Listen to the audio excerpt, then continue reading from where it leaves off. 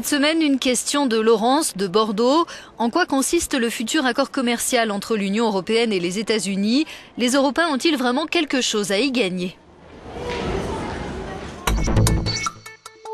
Ce qu'il faut comprendre, c'est qu'on ne va pas négocier des droits de douane, ce qu'on négocie classiquement dans les accords de libre-échange. Là, le commerce est très libéralisé entre les États-Unis et l'Europe.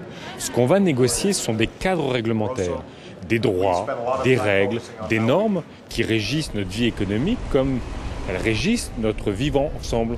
Par exemple, on va négocier des règles sur la santé, sur l'environnement, sur le droit du travail, le bœuf aux hormones, la viande de poulet chlorée, les OGM.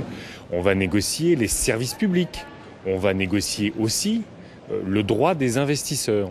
Et pour toutes ces raisons, nous nous opposons plutôt à cet accord de libre-échange parce que nous considérons, qu'on le voit d'ailleurs sur la question des données personnelles, que les États-Unis aujourd'hui sont un véritable rouleau compresseur, que leur objectif est d'étendre au marché européen leur modèle et qu'aujourd'hui l'Europe est plutôt divisée, mal organisée. Comme vous le savez, elle n'a pas de politique économique, elle n'a pas de politique industrielle. La Commission européenne regarde de manière, j'allais dire plutôt distante, voire critique, la résistance des citoyens européens aux OGM ou l'exception culturelle.